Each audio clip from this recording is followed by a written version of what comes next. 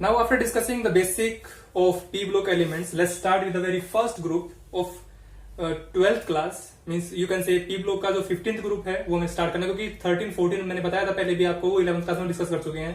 तो very first group of 12th class that is group 15 element. ठीक है, अब ग्रुप 15 एलिमेंट में सबसे पहले कौन कौन से एलिमेंट आते हैं, जो भी थोड़े पहले मैंने आपको लर्न करवाए हैं. कौन सी फैमिली है? नाना, पाटेकर, ऐसे, सब, भाई.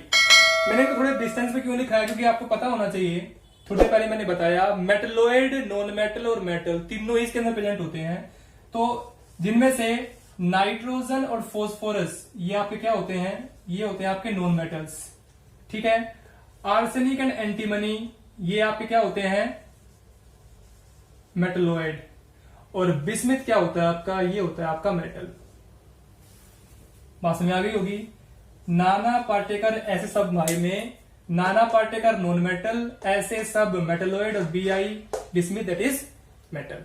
ठीक है, अब इन एलिमेंट्स की हमें क्या क्या चीजें पढ़नी है वो मैं आपको बता देता हूं. जनरली सी जो आपकी जनरल प्रॉपर्टीज होती है वो हमें पहले डिस्कस करनी है. कौन कौन सी हैं? सबसे पहले होती है इनकी अकरेंस.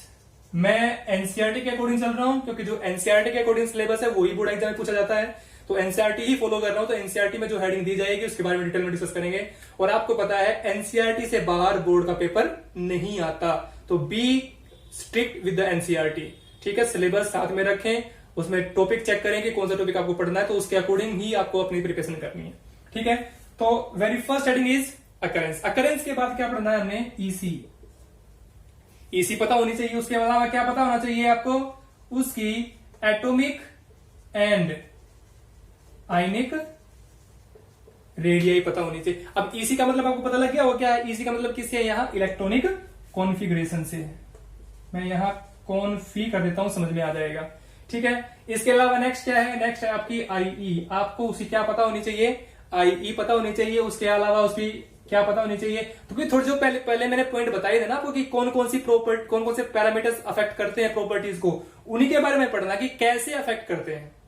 ठीक है, वो कैसे उनकी प्रॉपर्टी को अफेक्ट करते हैं उसके बारे में पढ़ना है. ठीक है, नेक्स्ट है आपका इलेक्ट्रोनेगेटिविटी. ठीक है, तो और इसके अलावा आप यहां EGE भी लिखेंगे कि इलेक्ट्रॉन के एंथैल्पी के कारण भी क्या करते हैं, इसकी प्रॉपर्टी को चेंज करते हैं. और एक मेन आती है चीजें फिजिकल प्रॉपर्टी. फिजिकल प्रॉपर्टी और फिजिकल प्रॉपर्टी के साथ एक और लिख लीजिए यहां केमिकल प्रॉपर्टी. मतलब ग्रुप 15 ये होता है जिनमें कुछ नॉन मेटल्स होते हैं, कुछ मेटलोइड होते हैं, कुछ आपके क्या होते हैं? मेटल्स होते हैं. अब इन सब के बारे में आपको क्या क्या पढ़ना है? बेसिक में पढ़ना आपको इनकी अकरेंस, कहां कहां ये पाए जाते हैं, इनकी जनरल इलेक्ट्रॉनिक कॉन्फ़िगरेशन क्या होती है, इनका एटॉमिक साइज घटता है बढ़ता है, टॉप टू बॉटम क्या होता है, लेफ्ट राइट क्या होता है. फिजिकल प्रॉपर्टीज में मतलब कौन से सॉलिड होते हैं, क्या मेल्टिंग पॉइंट, क्या बॉइलिंग पॉइंट, ये सारी चीजें पढ़नी है. केमिकल प्रॉपर्टी में किन से रिएक्शन करता है और क्या बनाता है. आईई की इनकी आईई घटती है, ज्यादा है, कम है, किससे ज्यादा है, कितनी ज्यादा है, वो सारी चीजें पढ़ेंगे. इलेक्ट्रोनेगेटिविटी इनकी ज्यादा होती है कि कम होती है, किससे ज्यादा होती है, किससे कम होती है. और EGE कितने इलेक्ट्रॉन ले सकते हैं और किससे ले सकते हैं और क्यों लेंगे. तो ये सारी चीजें हमें डिस्कस करनी है वन बाय वन. सबसे पहले मैं डिस्कस करूंगा अकरेंस. अकरेंस का मतलब क्या है कि ये पाए कहां जाते हैं, मिलते कहां हैं. सभी को पता है N2 की अगर मैं बात करूं, N2 जो है वो 78% कहां होता है आपका? एयर के अंदर होता है. और एयर के अंदर वो किस फॉर्म में होता है? मोलिकुलर फॉर्म में होता है कि एटॉमिक फॉर्म में होता है? मोलिकुलर फॉर्म में. तो वहां किस फॉर्म में होता है? N2 की फॉर्म में होता है. ठीक है, तो N2 की फॉर्म में 78% कहां होता है? एयर के अंदर. मतलब एयर में आपको पता होगा 21% आपकी ऑक्सीजन होती है, 78% आपका क्या होता है? नाइट्रोजन होता है. बाकी ट्रेसेस में क्या होता है? दूसरी गैसेज होती हैं. ठीक है, ये तो क्या एयर में. अगर मैं बात करूं जमीन की, मीन अर्थ क्रस्ट की बात करूं, तो अर्थ क्रस्ट के अंदर भी नाइट्रोजन आपका प्रेजेंट होता है NaNO3 की फॉर्म में. आपको बुक के अंदर भी लिखा मिलेगा, जिसको नाम दिया है चिले साल्ट पेट्री. क्या नाम दिया है? चिले साल्ट पेट्री. एक और होता है इंडियन साल्ट पेट्री. प्रोनाउंसिएशन कुछ भी हो सकती है, प्रोनाउंसिएशन आप अपनी अपनी कर सकते हैं। मैं इसको साल्ट पेट्रे बोलता हूं। तो इंडियन साल्ट पेट्रे, यहां क्या है NaNO3, तो चिले साल्ट पेट्रे। अगर Na की जगह क्या आ जाए, पोटेशियम आ जाए, तो क्या बन जाएगा, इंडियन साल्ट पेट्रे। हालांकि मुझे इसके बारे में नहीं बताना, क्योंकि मुझे बात किसकी बतानी है, नाइट्रोजन की बतानी है। तो सोडियम के बारे में, पोटेशियम के बारे में मुझे डिस्कस नहीं करना, N के बारे में डिस्कस करना है। तो N यहां भी है, N यहां भी है, तो NaNO3 की फॉर्म में मिलेगा तो चिले साल्ट पेट्रे। अगर KNO3 की फॉर्म में मिलेगा तो इंडियन साल्ट पेट्रे। बात समझ में आ गई होगी। इसके अलावा आपने एक चीज पढ़ी होगी, प्रोटीन्स। बता दूं, नाइट्रोजन जो है वो किसकी फॉर्म में, वो प्रोटीन्स की फॉर्म में भी मिलता है।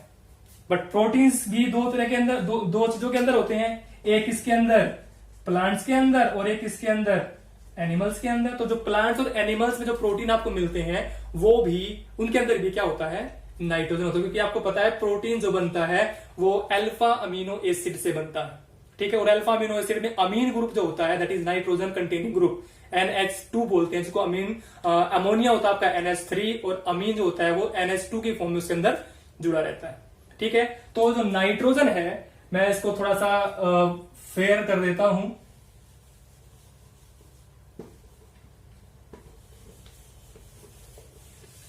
फेयर कर देता हूं ताकि आपको नोट्स बनाने में दिक्कत ना आए।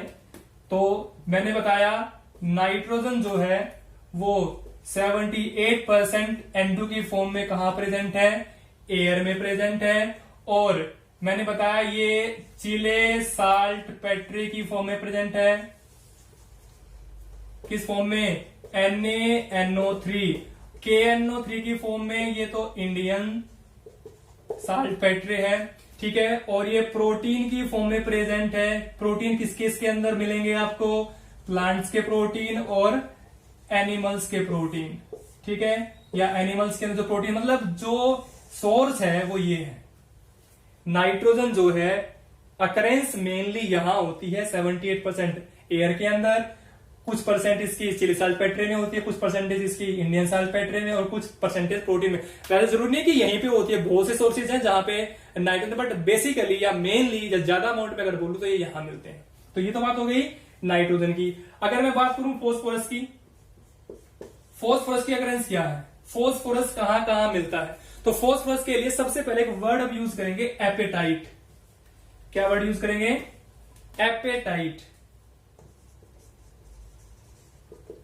तो फॉस्फोरस जो है वो मिनरल्स के अंदर मिलता है, इन मिनरल्स ऑफ एपेटाइट। मतलब एपेटाइट के मिनरल्स में, या एपेटाइट्स मिनरल लिख लेंगे आप यहां, एपेटाइट्स मिनरल। तो जो एपेटाइट के मिनरल होते हैं उनके अंदर ये मिलता है। अब ये एपेटाइट क्या होता है, एपेटाइट का जो फॉर्मूला होता है इसलिए होता है CA9PO4 6.CAX, ये आपका बनेगा CAX2, CAX2 बनेगा। CA9, मतलब दोबारा सुने, CA9PO4 6 CAX2, मतलब calcium 9PO4 6 and Ca twice. अब जो ये X है, ये X क्या क्या हो सकता है, ये X आपका फ्लोरीन हो सकता है, क्लोरीन हो सकता है, OH हो सकता है। आपकी एनसीईआरटी बुक में एक एग्जांपल दिया मिलेगा, दैट इज फ्लोरोएपेटाइट। और फ्लोरोएपेटाइट में क्या है, बस फॉर्मूला बिल्कुल सेम रहेगा। यहां X2 की जगह क्या आ जाएगा, F2 आ जाएगा। फॉर्मूला क्या बन जाएगा, CA9PO4 6.CaF2। अगर यहां F2 आ जाए तो नाम क्या हो जाएगा, फ्लोरो एपेटाइट। ध्यान देंगे, अगर फ्लोरीन आ जाए तो फ्लोरो एपेटाइट, अगर क्लोरीन आ जाए तो क्लोरो एपेटाइट, अगर OH आ जाए तो हाइड्रोक्सी एपेटाइट। ध्यान दें, फ्लोरीन आ जाए फ्लोरो एपेटाइट, क्लोरीन आ जाए क्लोरो एपेटाइट, OH आ जाए हाइड्रोक्सी एपेटाइट। तो ये इस फॉर्म में ज्यादा मिलता है, ठीक है। इसके अलावा मैंने लिख दिया एपेटाइट मिनरल्स की फॉर्म में मिलेगा। इसके अलावा फिर दूसरा क्या है, ये आपका बोन्स के अंदर भी तो होता है। किसके अंदर होता है, बोन्स के अंदर। तो बोन्स के अंदर भी होगा, और इसके अलावा मिल्क और एग के अंदर भी प्रेजेंट होता है, फॉस्फेट की फॉर्म में या सिंपल फॉस्फेट की फॉर्म में। तो मैं लिख सकता हूं कि ये प्रेजेंट होता है मिल्क में भी और एग में भी। तो मिल्क और eggs are also the source of phosphorus. अब रह कौन से गए, रह गए आपके ये तीन, ये सोर्स किसका है? नाइट्रोजन का। ये सोर्स किसका है? फास्फोरस का। अब बाकी कितने रह गए? ये 3 रह गए। इनका सोर्स हमेशा क्या रहेगा? Sulphide minerals. मतलब आर्सेनिक, एंटीमनी, बिस्मिथ का जो सोर्स रहेगा वो सल्फाइड के मिनरल्स रहेंगे ना, जो उनके साथ में ट्रेसिस में मिलेंगे। ध्यान रखना, ट्रेसिस में मिलेंगे, मैक्सिमम अमाउंट में नहीं मिलेंगे। तो मैक्सिमम तो सल्फर ही मिलेगा वहां, ठीक है। तो ट्रेसिस में उनके साथ ये मिलते हैं, ठीक है। तो ये हो गई अकरेंस। ध्यान दें, अकरेंस अब तक मैंने बताई है। ये चीजें अभी मैंने डिस्कस नहीं की है, सारी चीजें डिस्कस करूंगा, बट सबसे पहले अकरेंस बताइए कि कौन सा कहां मिलता है, कितनी फॉर्म में मिलता है। ये नाइट्रोजन, ये फास्फोरस और ये सारे सल्फाइड मिनरल्स के फॉर्म में मिलते हैं ट्रेसिस में, ठीक है। अब हम डिस्कस करेंगे electronic configuration. So after occurrence now second one is electronic configuration. तो इलेक्ट्रॉनिक कॉन्फ़िगरेशन क्या होती है? ग्रुप नंबर 15 की। अगर मैं जनरल की बात करूं, general EC of P block, अगर मैं पी ब्लॉक की जनरल ईसी की बात करूं तो क्या बनती है? NH2NP126 बनती है, ठीक है। General EC of P block NH2NP126 बनती है। बट मुझे किस ग्रुप की बतानी है? मुझे बतानी है 15 ग्रुप की। तो 15 ग्रुप में सबसे पहले 15 ग्रुप की इलेक्ट्रॉनिक डिस्ट्रीब्यूशन कर लीजिए। क्या बनेगा? 285, ठीक है। इसका कोई भी एक एलिमेंट ले लीजिए 15 ग्रुप को। मान लीजिए मैंने क्या ले लिया? नाइट्रोजन ले लिया मैंने। तो इसकी एटॉमिक नंबर कितना होता है नाइट्रोजन का? 15 होगा, 7 होगा।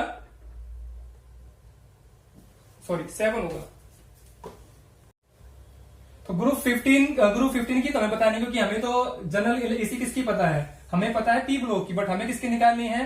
15 की। अगर 15 के अंदर में सबसे पहला एलिमेंट क्या मेरा? नाइट्रोजन। अगर मैं उसकी ईसी बनाना चाहूं तो नाइट्रोजन का एटॉमिक नंबर कितना होता है? 7। डिस्ट्रीब्यूशन क्या होगा? 2 and 5। अगर मैं इसकी इलेक्ट्रॉनिक कॉन्फ़िगरेशन बनाऊं तो क्या बनेगी?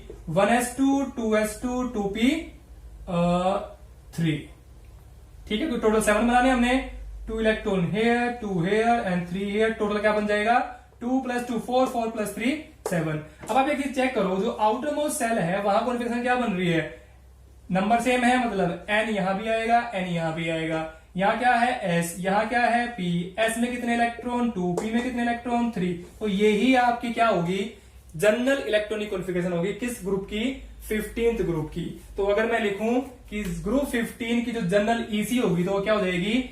NS2NP3। मतलब general EC of group 15 will be NS2NP3।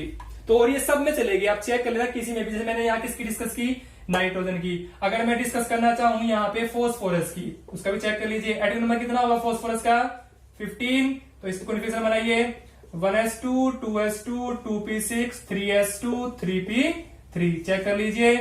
2 + 2 4, 4 + 6 10, 10 + 2 12, 12 + 3 15। यहां भी चेक करो, आउटर मोस्ट में n कितना? 3, n कितना? 3। यहां भी n लिख दीजिए, यहां भी n लिख दीजिए। s कितना? s में कितने इलेक्ट्रॉन? 2। यहाँ p में इलेक्ट्रॉन कितने? 3। यहां भी चेक कर लीजिए। यहां भी क्या बन रही है? NS2NP3। यहां भी क्या बन रही है? NS2NP3। तो कहने का मतलब क्या है कि जो पूरा का पूरा 15th ग्रुप है उसकी जो एक्सटर्नल ये कह लीजिए या आउटर मोस्ट कह लीजिए, आउटर मोस्ट सेल की जो कॉन्फ़िगरेशन बनती है वो S2P3 बनती है। तो ये सब में ही क्या चलेगी? सेम चलेगी। यहां केवल n का डिफरेंस होगा, क्योंकि यहां 3 के लिए मैंने n लगाया है, यहां मैंने 2 के लिए n लगाया है। बाकी p में इलेक्ट्रॉन, s में इलेक्ट्रॉन हम क्या रहेंगे? सेम रहेंगे। So that is about the electronic configuration of group number 15। Next क्या है? Atomic and ionic size. इसको डिस्कस करते हैं। अब एटॉमिक और आयनिक साइज को डिस्कस करने के लिए सबसे पहले आपको यह पता होना चाहिए कि जो साइज है वो किस किस चीज पे डिपेंड करता है। मैं यहां लिख रहा हूं इसको, एटॉमिक और आयनिक साइज। साइज किस पे डिपेंड करता है? साइज डिपेंड करता है रेडियस पे। किस पे डिपेंड करता है? रेडियस पे। तो एटॉमिक रेडियस और आयनिक रेडियस 11th क्लास में पढ़ा है। टॉप टू बॉटम रेडियस हमेशा क्या करती है? इंक्रीज, ठीक है। और अगर रेडियस इंक्रीज, रेडियस का मतलब पहले मेरे पास रेडियस ये थी, फिर मेरे पास रेडियस ये हो गई और फिर मेरे पास रेडियस ये हो गई, तो टॉप टू बॉटम रेडियस क्या हो रही है? इंक्रीज। अगर रेडियस इंक्रीज हो तो साइज चेक करना, क्या साइज नहीं बढ़ रहा?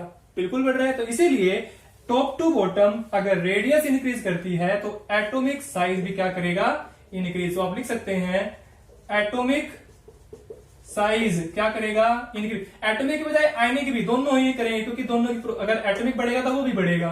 तो एटॉमिक और ionic size increase top to bottom. ये तो बात होगी टॉप टू बॉटम की। तो top to bottom atomic size क्या करता है, इंक्रीज। बट अगर मैं बात करूं कौन से ग्रुप की बात कर रहा हूं, 15 की। अगर मैं बात करूं with respect to 14 group, 15 group के एटॉमिक साइज की, तो क्या होगा। या मैं बात करूं 13 ग्रुप और 15 ग्रुप के बीच में, तो with respect to 13 group 15 group का साइज जो होगा वो क्या होगा, स्मॉल। मतलब इनका साइज क्या हो जाएगा, कम हो जाएगा, और इसका साइज क्या रहेगा, स्मॉलर। ये रहेंगे क्या, बिगर। तो ये क्या कह सकता हूं मैं ये कह सकता हूं कि टॉप टू बॉटम तो क्या कर रही है, इंक्रीज। बट अगर मैं लेफ्ट टू राइट जाऊं, क्योंकि 13 ग्रुप पहले आता है 15 ग्रुप बाद में आता है, तो लेफ्ट टू राइट साइज हमेशा क्या करता है, डिक्रीज। क्योंकि रेडियस क्या करती है, डिक्रीज। तो left to right radius decrease तो size decrease, top to bottom radius increase तो साइज भी क्या होगा, इंक्रीज। बात समझ आ गई होगी। तो ध्यान में क्या रखना है कि जो रेडियस है वो इंक्रीज और डिक्रीज करती है किसके रेस्पेक्ट पे, साइज के, रेडियस के रेस्पेक्ट पे। एक चीज और बता दूं यहां, अगर मैं टॉप टू बॉटम की बात करता हूं, ये एक्सेप्शनल प्रॉपर्टीज आएंगी बीच बीच में कई बार। अगर मैं इनकी बात करता हूं, तो अगर मैं पूरे एलिमेंट पूरे ग्रुप की बात करूं, नाना पार्टिकल ऐसे सब भाई, तो नाइट्रोजन से, ध्यान देना मैं किस किस की बात कर रहा हूं, नाइट्रोजन से फॉस्फोरस तक, तो ये होगा कंसीडरेबल इंक्रीज। मतलब ये इंक्रीज ज्यादा होगा किसमें, साइज में। एटॉमिक साइज में नाइट्रोजन से फॉस्फोरस तक इंक्रीज कंसीडरेबल रहेगा, बट आर्सेनिक से बिस्मिथ तक जो इंक्रीज होगा वो क्या होगा, स्मॉल। मतलब यहां से यहां साइज तो बढ़ेगा, बट जितना हम सोच रहे हैं उतना नहीं बढ़ेगा। इंक्रीज तो होगा, but increase is not that much which we are expecting. जो हम एक्सपेक्ट कर रहे हैं उसके रिस्पेक्ट में क्या होगा, कम होगा। ऐसा क्यों होगा वो हम पढ़ेंगे आगे। आएगा इनर्ट पेयर इफेक्ट, या एक आगे चीजें आती हैं स्टेरिक, मतलब बहुत सी चीजें आती हैं। ये सारी चीजें हम आगे डिस्कस करेंगे आहिस्ता आहिस्ता। यहाँ ध्यान केवल इस चीज पर रखना है कि डिक्रीज करेगा या इंक्रीज करेगा। ठीक है, तो that is all about the atomic and ionic radius of group number 15। मतलब 14 के रेस्पेक्ट में साइज कम होगा और top to bottom size increase करेगा। ठीक है, नेक्स्ट प्रॉपर्टी क्या है आपकी, पहले मैं इसको डिस्कस करूंगा क्योंकि ये थोड़ी एडवांस प्रॉपर्टी है, इनके अंदर पार्ट्स ज्यादा है, तो अभी मैं डिस्कस करूंगा आईई। आईई का मतलब क्या है, आयनाइजेशन एंथैल्पी। अब आयनाइजेशन एंथैल्पी जो है ये मैं यहां डिस्कस कर रहा हूं। आयनाइजेशन एंथैल्पी क्या करेगी, इंक्रीज करेगी कि डिक्रीज करेगी, वो चीज ध्यान रखनी है। बट उससे पहले ये पता होना चाहिए कि आयनाइजेशन एंथैल्पी होती क्या है। ठीक है, एक ट्रिक बता दूं तुम्हें याद करने की। आयनाइजेशन, जहां भी ये वर्ड आ जाए, जेसन, जेसन ऐसे भी हो सकता है और जेसन ऐसे भी हो सकता है। जेड की जगह एस आ जाए, ये भी जेसन है। जेड आ जाए, ये भी जेसन है। अगर ये किसी के सफिक्स में आता है, सफिक्स का मतलब जो बाद में जुड़ता है, अगर ये किसी के सफिक्स में आता है तो वहां हमेशा लिख लेना क्या हुआ है, फॉर्मेशन। क्या हुआ है वहां, फॉर्मेशन। FOR फॉर्मेशन है, ये ध्यान रखना, FOR लगाया मैंने यहां। ठीक है, तो फॉर्मेशन, फॉर्मेशन किसका, जो पहले लिखा गया है प्रीफिक्स में, किसका, आयन का। तो what is the meaning of ionization. Ionization means formation of ions. बात समझ आ गई होगी। ऐसी एक वर्ड पढ़ा होगा आपने, हाइब्रिडाइजेशन। वहां क्या होता है, जेसन होता है वहां भी। तो जेसन का मतलब क्या हो जाएगा, फॉर्मेशन। बट किसका फॉर्मेशन, हाइब्रिड ऑर्बिटल्स का फॉर्मेशन। बात समझ आ गई। तो जेसन मीन्स फॉर्मेशन, तो that is formation of hybrid orbital, formation of ion. But ion formation के लिए क्या लगे, एंथैल्पी। एंथैल्पी को कई रूपों में आपको क्या लिखा मिलेगा, एनर्जी। कंफ्यूज नहीं होना, इसको आप आयनाइजेशन एनर्जी बोल सकते हो, आयनाइजेशन एंथैल्पी भी बोल सकते हैं। दोनों चीजें क्या है, सेम। मतलब अमाउंट ऑफ एनर्जी रिक्वायर लेनी पड़ेगी, क्योंकि क्या करना है हमें, आयन में तोड़ना है, आयन बनाना है, और आयन बनाने के लिए एनर्जी हमें देनी पड़ती है। तो क्या होता है ionization enthalpy, ionization enthalpy is the amount of energy required to form ionize या आयंस या फॉर्मेशन ऑफ आयंस। ध्यान देना, एंथैल्पी मीन्स एनर्जी, तो that is amount of energy required to form क्या, आयंस। आयंस बनाने के लिए जितनी एनर्जी लगती है that is ionization enthalpy, ionization energy. ठीक है, अब अगर मैं इसके डिक्रीज इंक्रीज की बात करूं तो टॉप टू बॉटम क्या होगा और लेफ्ट टू राइट क्या होगा। मतलब लेफ्ट टू राइट तो हम बात करेंगे ग्रुप 13 से लेकर ग्रुप 15 तक, टॉप टू बॉटम में क्या बात करेंगे केवल ग्रुप 15 की। तो ध्यान देना, आयनाइजेशन का मतलब होता है आयंस की फॉर्मेशन, उसके आयन बनाने हैं, एलिमेंट के आयन बनाने हैं, या तो इसको इलेक्ट्रॉन निकाले जाएं या इलेक्ट्रॉन दिए जाए, क्योंकि दो ही तरह के आयन बनते हैं, या तो इलेक्ट्रॉन लेके आयन बनेगा या इलेक्ट्रॉन दे के आयन बनेगा। लेके बनेगा तो नेगेटिव बनेगा, दे के बनेगा तो पॉजिटिव बनेगा। ठीक है, तो उसके लिए साइज बहुत बड़ा रोल अदा करता है कि अगर मैं कहूं साइज छोटा है, अगर मैं कहूं साइज बड़ा है, तो कहां से इलेक्ट्रॉन का निकलना आसान रहेगा और कहां से इलेक्ट्रॉन का निकलना मुश्किल रहेगा। छोटे में से इलेक्ट्रॉन निकालना आसान है कि मुश्किल है? मुश्किल है। एक एग्जांपल के तौर पे बता दूं आपको, मेरे पास एक छोटा सा बाग है, अमरूद का बाग है। उस अमरूद के बाग के अंदर मान के चले कि मेरे पास एक 10 ही पेड़ है मेरे उस बाग के अंदर, और बीच में मैं अपनी चारपाई या अपना कुछ बिछा के बैठा हुआ हूं डंडे के साथ। अगर कोई बच्चा या कोई भी इंसान वहां से अमरूद चोरी छिपे तोड़ना चाहे तो उसके लिए वहां से अमरूद तोड़ना क्या हो जाएगा? मुश्किल हो जाएगा। पर अगर मेरे पास बहुत बड़ा बाग है, मैं इसको कई एकड़ में फैला हुआ है और मैं उसके बीच में अपनी चारपाई लगा के बैठा हूं, तो उस पूरे बाग की देखभाल करना मेरे लिए क्या हो जाएगा? मुश्किल। मतलब वहां से कोई भी इंसान कहीं से भी अमरूद तोड़ के ले जा सकता है, क्योंकि अगर मैं इधर जाऊंगा तो वो इधर से निकल तोड़ सकता है, इधर जाऊंगा तो वो इधर तोड़। तो कहने का मतलब क्या है, एरिया क्या हो गया, साइज क्या हो गया? बड़ा। उस बड़े साइज से किसी भी चीज का निकलना क्या हो जाता है? इजी। तो यहां पर मैं वही बात कर रहा हूं, मान के चलो कि मुझे क्या निकालना है? इलेक्ट्रॉन। यहां से भी क्या निकालना है? इलेक्ट्रॉन। और मैं क्या दे रहा हूं? एनर्जी। एनर्जी देके मैं यहां से इलेक्ट्रॉन निकालूं थोड़ा सा मुश्किल हो जाए, क्योंकि यहां पे आपको पता होगा ईएनसी ज्यादा है, न्यूक्लियर चार्ज ज्यादा है, तो न्यूक्लियस उसको जाने नहीं देगा। बड़े साइज में न्यूक्लियस का जो फोर्स ऑफ अट्रैक्शन है वो थोड़ा सा कम पड़ता है बाहर वाले इलेक्ट्रॉन पे, इसलिए यहां से निकलना इजी हो जाएगा। इसीलिए टॉप टू बॉटम यहां आईई क्या लगेगी? ज्यादा लगेगी, मतलब हाई आयनाइजेशन एंथैल्पी रहेगी, और यहां आयनाइजेशन एंथैल्पी क्या हो जाएगी? लेस, मतलब यहां एंथैल्पी कम चाहिएगी। तो टॉप टू बॉटम की मैं बात करूं तो आईई टॉप टू बॉटम घट गई कि बढ़ गई? डिक्रीज हो गई।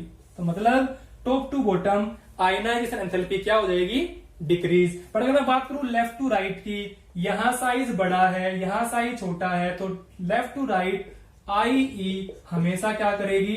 इंक्रीज, क्योंकि छोटे साइज में से इलेक्ट्रॉन निकालना बहुत ही ज्यादा मुश्किल हो जाता है। ठीक है, तो that is all about ionization enthalpy. ध्यान में क्या रखना?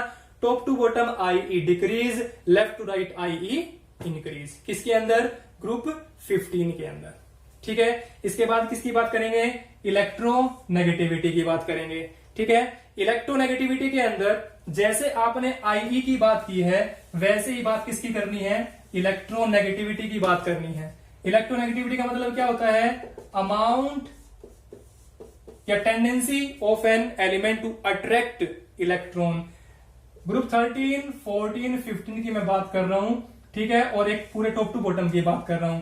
इलेक्ट्रोनेगेटिविटी का मतलब क्या है? इलेक्ट्रॉन लेने की टेंडेंसी। किसी दूसरे का इलेक्ट्रॉन खींच के अपने ऊपर क्या बना लिया?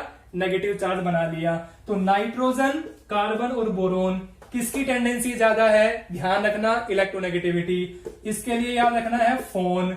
इसकी इलेक्ट्रोनेगेटिविटी सबसे ज्यादा पहले नंबर पे आती है, इसकी दूसरे नंबर पे आती है, इसकी तीसरे नंबर पे आती है। इसकी होती है 4.0, इसकी 3.5, इसकी नियर अबाउट 3.0, कई बुकों में 3.1 भी लिखा मिलेगा। ठीक है, तो चेक कर लेना। तो nitrogen is high electronegative, less than oxygen but less than fluorine but more than others. ठीक है, तो इसकी ज्यादा होगी। तो क्या कार्बन से ज्यादा होगी? बिल्कुल ज्यादा होगी। बोरोन से ज्यादा होगी? यहां भी बोरोन से ज्यादा होगी। तो लेफ्ट टू राइट जब हम जाते हैं तो इलेक्ट्रोनेगेटिविटी क्या कर रही है? इंक्रीज। क्या कर रही है? इंक्रीज। पर टॉप टू बॉटम हम जब जाते हैं, मैंने बताया सबसे ज्यादा इनकी होती है, और जब टॉप टू बॉटम जाते हैं तो इलेक्ट्रोनेगेटिविटी क्या करती है? Decrease. Left to right EN, left to right EN increase, top to bottom EN decrease. Why decrease? Due to bigger size. क्योंकि बड़ा साइज होगा तो बड़ा साइज इलेक्ट्रॉन दे के खुश है कि इलेक्ट्रॉन लेके खुश है, वो इलेक्ट्रॉन लूज करने में ज्यादा अपनी स्टेबिलिटी शो करेगा, ना कि लेने में। वो कंफर्टेबल किस में है, इलेक्ट्रॉन लूज करने में, कि भाई बड़ा है कोई भी इलेक्ट्रॉन ले जा सकता है, बट छोटा है तो वो अपने को दबा के रखेगा। आपने देखा भी होगा छोटा बच्चा अपनी चीज को छुपा के रखता है, बड़ा बच्चा घर में आता है वो रख देता है, कोई भी उठा सकता है, उठा के खा सकता है, बट छोटा बच्चा अपने को छुपा के रखता है, अपने बैग में, पॉकेट में, कहीं भी छुपा के रख सकता है, तो वो हमेशा उसको कवर करके रखता है। तो इसीलिए छोटा साइज इलेक्ट्रॉन का निकलना मुश्किल, बड़ा साइज इलेक्ट्रॉन का निकलना इजी रहेगा।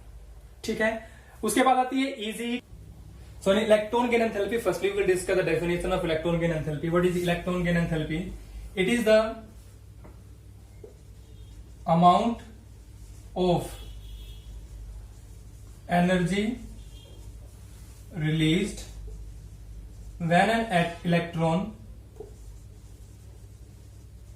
is added to the gaseous atom, और you can say when an electron is added to any atom. जब हम एक इलेक्ट्रॉन के अंदर बाहर से कोई इलेक्ट्रॉन ऐड करते हैं तो उस टाइम जो एनर्जी रिलीज होती है, रिलीज मैंने यहां लिखा है पर ये हर बार जरूरी नहीं है, इन सब केसेस एनर्जी रिलीज होगी, कुछ केसेस में एनर्जी रिलीज होती है और कुछ केसेस में एनर्जी एब्जॉर्ब होती है। तो ये चीज ध्यान रखेंगे, एनर्जी रिलीज भी हो सकती है, एनर्जी एब्जॉर्ब भी हो सकती है। तो मैंने यहां रिलीज लिखा है, but not in all the cases, इन सब cases energy will absorb also. But मैं अभी 15 ग्रुप की बात कर रहा हूं तो मैं उसके बारे में बात करूंगा पहले। तो इलेक्ट्रॉन का एडिशन आउटर मोस्ट सेल में किसी भी गैसियस एटम के जितनी एनर्जी वहां रिलीज होती है वो क्या कहलाती है, आपकी ईजीई कहलाती है। ठीक है, बट हमें बात किस ग्रुप की करनी है, हमें बात करनी है 15 ग्रुप की। तो 15th ग्रुप के अंदर ईजीई क्या होती है, तो मतलब टॉप टू बॉटम अगर हम बात करें नाइट्रोजन से लेकर बिस्मिथ तक, तो ईजीई पे क्या इफेक्ट पड़ता है। उससे पहले एक कंसेप्ट समझ लीजिए, ईजीई जो होती है वो डिक्रीज करती है इफ साइज इंक्रीज। ये कंसेप्ट बना लीजिए कि ईजीई डिक्रीज इफ साइज इंक्रीज। क्या मैं ये कह दूं कि ईजीई इनवर्सली प्रोपोर्शनल किसके हो गया, साइज के। मतलब अगर साइज इंक्रीज करेगा तो ईजीई डिक्रीज, अगर साइज डिक्रीज करेगा तो ईजी क्या करेगी, इंक्रीज। ठीक है, तो EGE inversely proportional to size. Top to bottom size क्या होता है, इंक्रीज, तो वहां ईजीई क्या हो जाएगी, मतलब इलेक्ट्रॉन की एंथैल्पी क्या हो जाएगी, डिक्रीज। अब लेफ्ट टू राइट की अगर मैं बात करूं तो लेफ्ट राइट साइज क्या होता है, डिक्रीज। अगर साइज डिक्रीज हो रहा है तो ईजीई क्या हो जाएगी, इंक्रीज।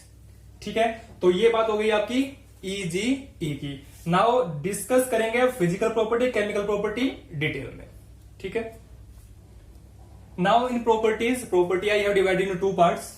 जैसे मैंने वहां भी बताए थे आपको, physical property, chemical properties. Physical properties क्या होती है, केमिकल प्रॉपर्टीज क्या होती है। केमिकल प्रॉपर्टी के फर्दर 2 सब पार्ट होते हैं, वो क्या क्या होते हैं। एक होता है इसका ऑक्सीडेशन स्टेट और दूसरा होता है ट्रेंड ऑफ किसका, ट्रेंड, रिएक्टिविटी का। मतलब कि किस तरीके से ये रिएक्टिविटी शो करता है दूसरे मॉलिक्यूल्स के साथ। ठीक है, तो ट्रेंड्स ऑफ रिएक्टिविटी कर सकते हैं या ट्रेंड्स इन रिएक्टिविटी भी कर सकते हैं। आप यहाँ की ट्रेंड्स क्या है रिएक्टिविटी के अंदर। ठीक है, सारी डिस्कस करेंगे, बट उससे पहले फिजिकल प्रॉपर्टी डिस्कस करेंगे। फिजिकल प्रॉपर्टी के अंदर पूरे ग्रुप की फिजिकल प्रॉपर्टी पढ़नी है, और पूरे ग्रुप की फिजिकल प्रॉपर्टी में सबसे पहला जितने भी एलिमेंट होते हैं, ऑल एलिमेंट्स आर पॉलीएटॉमिक। अब इस बात का क्या मतलब है, मैंने लिखा जितने भी एलिमेंट्स होंगे वो सारे के सारे क्या होंगे, पॉलीएटॉमिक। पॉलीएटॉमिक मतलब आपने 9th क्लास में एक चीज पढ़ी होगी, पॉलीएटॉमिक आयंस। पॉलीएटॉमिक आयंस का मतलब क्या है, एटॉमिक और पॉली। पॉली का मतलब होता है मैनी, पॉली का मतलब होता है मैनी, और एटॉमिक मतलब एटम, जहां पे बहुत सारे एटम जुड़ सकते हो, चाहे वो अपने साथ जुड़े चाहे वो दूसरों के साथ जुड़े। आपको पता है नाना पार्टिकल में अगर बात करूं तो N2 जुड़ता है, N3 भी बनता है, इस तरीके से P4 बनता है। तो ये सारे क्या है, होमो एटोमिक है बट पॉली एटोमिक है। ठीक है, तो ये पॉली एटोमिक सारे के सारे होते हैं जितने भी इस ग्रुप के अंदर होते हैं। ठीक है, बट कुछ प्रॉपर्टीज ऐसी हैं जो केवल N शो करता है, या कुछ ऐसी हैं जो दूसरे शो करते हैं, N शो नहीं करता है। जैसे अगर मैं बात करूं N2 की, N2 क्या होती है नेचर में, N2 इज गैस। पता होगा एटमॉस्फेयर में 78% क्या है, गैस। तो N2 क्या होता है नेचर में, गैस। बट रिमेनिंग, बट या मैं लिख दूं बट अदर्स आर, दूसरे क्या होते हैं सारे के सारे सॉलिड। N2 क्या होगा, पूरे ग्रुप के अंदर गैस रहेगा, बट बाकी सारे क्या होंगे, सॉलिड होंगे। इसके बाद बात आती है बॉइलिंग पॉइंट की। बॉइलिंग पॉइंट में क्या डिफरेंस आएगा, और इसके बाद एक पॉइंट और है मेल्टिंग पॉइंट, उसमें क्या डिफरेंस आएगा। मतलब पूरे ग्रुप में जब हम जाएंगे तो बॉइलिंग पॉइंट और मेल्टिंग पॉइंट में क्या डिफरेंस आएगा। ध्यान देना, boiling point top to bottom हमेशा क्या करेगा, इंक्रीज करेगा इस ग्रुप के अंदर। तो लिखते हैं boiling point increase top to bottom. अगर boiling point top to bottom increase होगा तो क्या सेम ही काम मेल्टिंग पॉइंट में होगा। ध्यान देना, सेम काम मेल्टिंग पॉइंट में नहीं होगा, अप टू सम एक्सटेंट होगा, उसके बाद ऑर्डर चेंज हो जाएगा। जैसे मैं कहूं कि जो मेल्टिंग पॉइंट है वो इंक्रीज करेगा अप टू कहां तक, अप टू आर्सेनिक तक। मतलब melting point increase up to arsenic but decrease up to bismuth. मतलब आर्सेनिक तक तो क्या करेगा, इंक्रीज, बट उसके बाद क्या करेगा, डिक्रीज। ध्यान देना, ये मैंने डिक्रीज लिखा है, साइन डिक्रीज का लगाया है, ठीक है। तो boiling point top to bottom क्या करता है, इंक्रीज, बट मेल्टिंग पॉइंट क्या करेगा, टॉप टू बॉटम इंक्रीज तो करेगा, बट कहां तक करेगा, आर्सेनिक तक करेगा, और उसके बाद क्या करना स्टार्ट कर देगा, डिक्रीज। ठीक है। एक और पॉइंट हम डिस्कस कर सकते हैं यहां रिगार्डिंग एलोट्रोपी। N2 या ये कह लीजिए आप एलोट्रोपी लिखिए यहां। अब एलोट्रोपी कौन शो करेगा, कौन शो नहीं करेगा। सभी को पता है फॉस्फोरस तो एलोट्रोपी शो करता है। क्या नाइट्रोजन के एलोट्रोप पढ़े हैं आपने कभी? एलोट्रोपी पता होगा क्या होती है, आपने 10th क्लास में पढ़ा है। कार्बन की एलोट्रोपी मींस एक एलिमेंट का डिफरेंट फॉर्म्स में पाया जाना। जैसे कि कार्बन किस किस फॉर्म में मिलता है, ग्रेफाइट की फॉर्म में मिलता है, डायमंड की फॉर्म में मिलता है, C60 की फॉर्म में मिलता है, बकमिन्स्टर फ्लोरीन जिसको हम बोलते हैं, इसके अलावा लोन्स डेलाइट की फॉर्म में मिलता है, कार्बन ब्लैक की फॉर्म, मतलब बहुत सारी उसकी वहां एलोट्रोपी थी। तो यहां मैं बात करना चाहूं कि एलोट्रोपी कौन शो कर सकता है, कौन नहीं। ध्यान देना, N2 शो नहीं करेगा, N2 do not show, remaining all will show. ध्यान देना, allotropy N2 do not show, remaining, यहां आप रिमेनिंग लिख लेंगे, रिमेनिंग ऑल विल शो। मतलब N2 को छोड़ के बाकी सारे क्या शो करेंगे, एलोट्रोपी शो करेंगे। तो ये कौन सी प्रॉपर्टी हो गई, ये आपकी प्रॉपर्टी हो गई फिजिकल प्रॉपर्टी। किसकी फिजिकल प्रॉपर्टी? ग्रुप नंबर 15 की फिजिकल प्रॉपर्टी। 15 ग्रुप कौन सा है आपका? Nitrogen family. तो एक बार रिकैप करा दूं। सबसे पहला मैंने क्या बोला, all elements are polyatomic, मतलब एक से ज्यादा एलिमेंट आपस में जुड़े हुए हैं। N2 इज गैस, मतलब N2 गैस होता है, बट बाकी सारे क्या होते हैं, सॉलिड होता है। बॉइलिंग पॉइंट क्या करेगा, टॉप टू बॉटम इंक्रीज करेगा। मेल्टिंग पॉइंट इंक्रीज करेगा कहां तक, आर्सेनिक तक, बट उसके बाद क्या करेगा, डिक्रीज करेगा कहां तक, बिस्मिथ तक। एलोट्रोपी कौन शो नहीं करेगा, डू नॉट शो कौन, nitrogen, remaining all will show allotropy. ठीक है।